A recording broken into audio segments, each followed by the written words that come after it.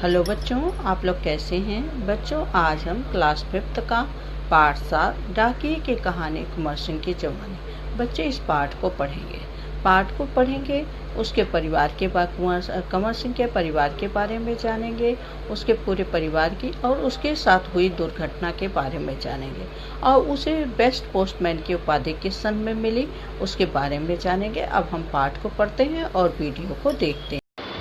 पाठ 7 डाकिये की कहानी कंवर सिंह की जुबानी। शिमला की माल रोड पर जनरल पोस्ट ऑफिस है। उसी पोस्ट ऑफिस के एक कमरे में डाक छापने का काम चल रहा है। सुबह के 11:30 बजे हैं। खिड़की से गुनगुनी धूप का मतलब होता है हल्की धूप, ठीक है, छन कर आ रही है। इस धूप का मजा लेते हुए 2 पैकर और 3 महिला डाकिया फटाफट डाक छाटने का काम कर रही हैं। वहीं पर मैंने सरकार से पुरस्कार पाने वाले डाकिया कंवर सिंह से बात की है। बच्चों, आज डाकिया और जो पुरस्कार पाने वाला डाकिया है और जो पुरस्कार दे रहा है उससे बात हो रही है। आपका नाम क्या है? चाहिए आपका शुभ नाम। क्या बोल रहे हैं? आपका शुभ नाम। मेरा नाम कंवर सिंह है। मैं हिमाचल प्रदेश के शिमला जिले के नेरवा गांव का निवासी हूँ। मेरी उम्र 45 साल है। उसने अपना नाम और कहाँ रहता है वो भी बताया और मेरी उम्र 45 साल है। आपके परिवार में कौन कौन है उनके बारे में कुछ बताओ। आपके परिवार में कौन कौन है उसके बारे में कुछ बताओ।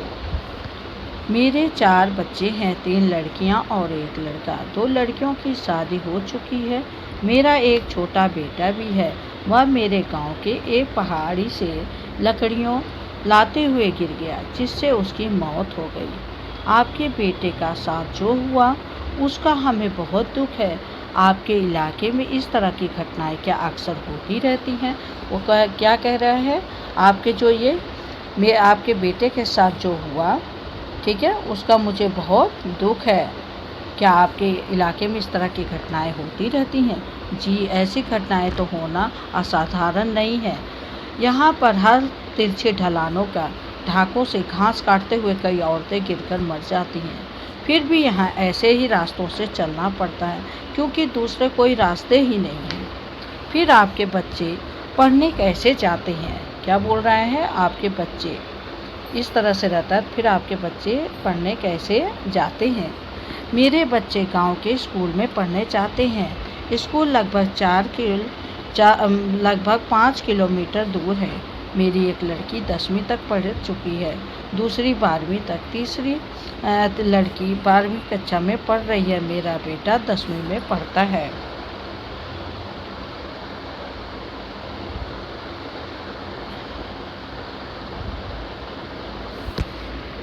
आप जहाँ काम करते हैं वहाँ आपके अलावा जहाँ पे आप काम करते हैं वहाँ आपके अलावा कौन कौन है? क्या आपको डाकिया ही कहकर बुलाते हैं?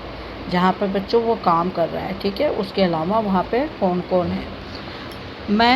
पहले मैं भारतीय डाक सेवा में ग्रामीण डाक सेवक था। अब मैं पैकर बन गया हूँ, पर मैं अभी वो नीली वर्दी वाला ही डाक सेवक हूँ। डाक सेवक को क्या क्या काम करने पड़ते हैं? जो डाक सेवक है बच्चों वो क्या क्या काम करता है? मुझे बहुत कुछ करना पड़ता है। चिट्ठियाँ, रजिस्ट्री पत्र, पार्सल, बिल, बूढ़े लोगों की पेंशन आदि छोड़ने गांव-गांव जाना पड़ता है। क्या यह सभी आपको करना पड़ता है? क्योंकि अब तो सूचना और संदेश के लिए बहुत से नए तरीके आ गए हैं। क्योंकि वो क्या बोल रहा है? क्या यह सब कुछ आपको करना पड़ता है? अब तो सूचना और संदेश के लिए बहुत सारे नए तकनीक आ गए हैं। शहरों में भले ही आज संदेश देने के साधन आ गए हैं, जैसे फ़ोन, मोबाइल, ईमेल वगैरह, लेकिन गांव में अभी भी संदेश पहुंचाने का सबसे सस्ता तरीका डाक ही है। इसमें डाकिये का लोग बहुत आदर और सम्मान करते हैं और अपनी चिट्ठी पाने के लिए डाकिये का इंतज़ार करते हैं। मैंने सुना है कि हमारी डाक सेवा दुनिया की सबसे बड़ी डाक सेवा है। यह भला कैसे? वो क्या कह रहा है? हमारी जो डाक सेवा है वो सबसे बड़ी डाक सेवा है। क्या यह सच है? सुना तो आपने बिल्कुल ठीक है। हमारे देश की डाक सेवा आज भी दुनिया की सबसे बड़ी डाक सेवा है और सबसे सस्ती है, केवल 5 रुपए में। देश के किसी भी कोने में हम चिट्ठी भेज सकते हैं।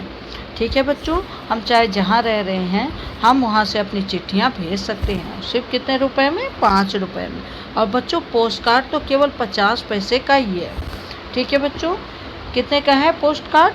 50 पैसे का, 50 रुपए का 50 पैसे का पोस्ट कार्ड लो और चिट्ठी लिखो और डाक उसमें डाल दो। वो आपको कहीं भी संदेश भेजना है वो जा सकता है। ठीक है बच्चों।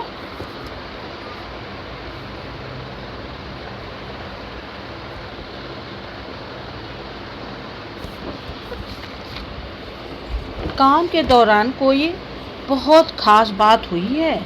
जब आप काम कर रहे थे, कोई ऐसी कुछ ख़ास बात हुई है दुर्घटना जैसी? तो उसने कहा, एक दुर्घटना आपको सुनाता हूँ। मेरा तबादला शिमला के जनरल पोस्ट ऑफिस में हो गया था। वहीं मुझे रात के समय रेस्ट हाउस पोस्ट ऑफिस चौकीदार का काम दिया गया।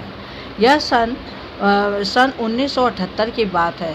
19 जनवरी की रात लगभग 10:30 बजे का समय था। बाहर से किसी ने पोस्ट ऑफिस का दरवाज़ा खटखटाया। मैंने पूछा, कौन है? जवाब आया, दरवाज़ा खोलो, तुमसे बात करनी है। मैंने दरवाज़ा तो खोला। अचानक 5-6 लोग अंदर घुसे और मुझे पीटना शुरू कर दिया। ठीक है बच्चों, वो क्या कर रहा है? अपनी घटना बता रहा है। ठीक है, उसे पीटने लगे। ऑफिस की लाइटें भी बंद कर दी गई। इससे पहले कि कुछ समझ पाता कि मेरे सिर पर किसी ने भारी चीज़ से मार दिया, जिससे मेरा सिर फट गया। मैं लगातार चिल्लाता रहा। उसके बाद बेहोश हो गया। मुझे कुछ भी पता नहीं था। बाद में दूसरे दिन शिमला के इंदिरा गांधी मेडिकल कॉलेज के अस्पताल में मैं दाखिल हो गया। सिर से भयंकर दर्द हो रहा था। उन्हीं दिनों मेरा 17 साल का बेटा भी मेरे साथ रह रहा था। ठीक है बच्चों, इसने ये सारा काम किया था। दूसरे दिन मेरे सिर पर कई टांके लगे, जिसकी वजह से आज भी मेरी एक आंख से दिखाई नहीं देता।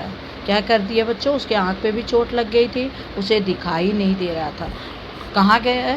डाकिए के अंदर में, वहाँ पे दरवाज़ा खटखटाया, उसके अंदर घुसे और उन्होंने खूब मारा। ठीक है बच्चों, उसके सिर भी फट गया और उसकी आंख से दिखाई नहीं दिया। सरकार ने मुझे जान पर खेलकर डाक चीज़ें बचाने के लिए बेस्ट पोस्टमैन, किसका उपाधि दी गई है? बेस्ट पोस्टमैन की इनाम दिया गया। यह इनाम मुझे कब मिला है? 2004 में। कितने रुपए मिले थे? 500 रुपए मिले थे। ठीक है बच्चों, आपको पता लग गया। ठीक है।